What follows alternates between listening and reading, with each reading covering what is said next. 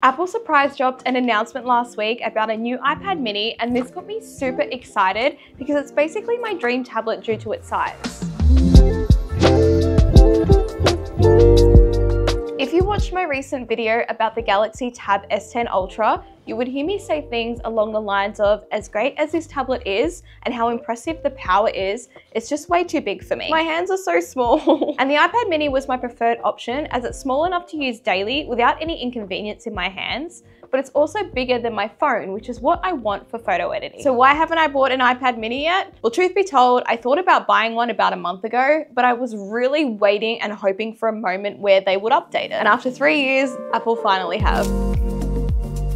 The new iPad mini sports some improvements, being ready for Apple Intelligence. It has the A17 Pro chip in it, which was in the iPhone 15 Pro lineup, and from my time with it over the past few months, it has been a great chip. I wasn't expecting Apple to add in an M chip in the iPad mini. I just don't think it makes sense, although I wouldn't complain if they did that. If it magically happened, I would be happy. With the A17 Pro chip comes a 30% increase in performance over the previous iPad mini. And you'd hope so because that device, well, it's 3 years old. But for the spec people out there, the A17 Pro chip has a 6-core CPU, a 5-core GPU, and a 16-core neural engine. Apple are claiming to have up to 10 hours of battery life with this iPad mini as well. One thing I'm still a little salty on is the way Apple released these new products ready for Apple Intelligence, and it's not quite here yet, at least in Australia. But when it does come, I really do think it will make the most sense for the iPad series, especially the iPad mini, because aside from photo editing, I'm usually taking my iPad out and about with me unless I'm actually traveling interstate. Then I take my MacBook Pro. Taking this on the go to do emails and general work is pretty much how I use an iPad. When I was working in retail, I used to take my iPad Pro with me all the time,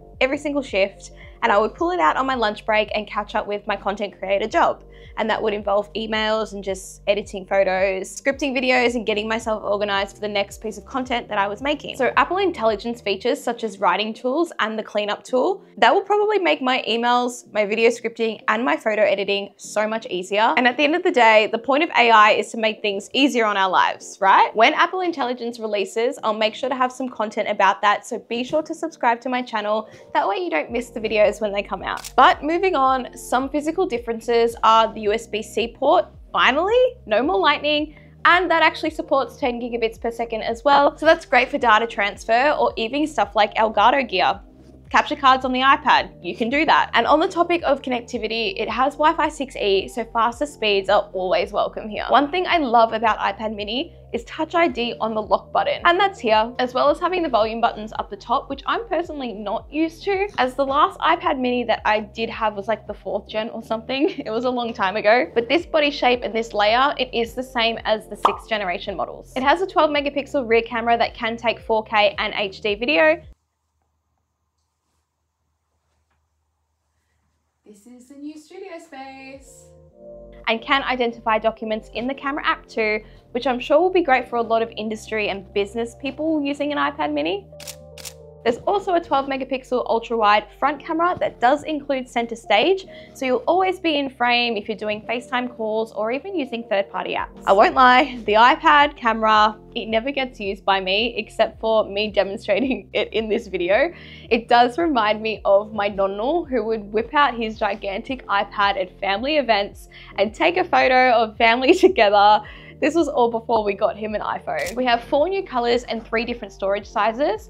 So it's still the same size, coming in at 8.3 inches, but color-wise, we do have the traditional Starlight, Space Gray, and an all-new blue and purple, which is what I have here. Storage sizes now come in at a base of 128 gigabytes, then 256 gig, and then 512. And there are Wi-Fi and Wi-Fi plus cellular models as usual, but the cellular models now offer 5G eSIM support. But the fun of an iPad incorporates the Apple Pencil. An iPad mini now supports Apple Pencil Pro, which means we get the fun squeeze haptic feature. I love that. This makes changing tools so much easier. But why I love the Apple Pencil is for photo edits. It does make things so much easier for me and allows me to make minor adjustments so easily. I'm a big fan of this setup and it works great for so many different apps. Truth be told, I'm not very educated in the full Adobe suite these days, but I do use Adobe Lightroom. It's one of the apps that I use for my photo edits and it works seamlessly on iPad, making it really quick and easy for me to edit, especially on the go. And of course, there are so many different apps for all sorts of users and creators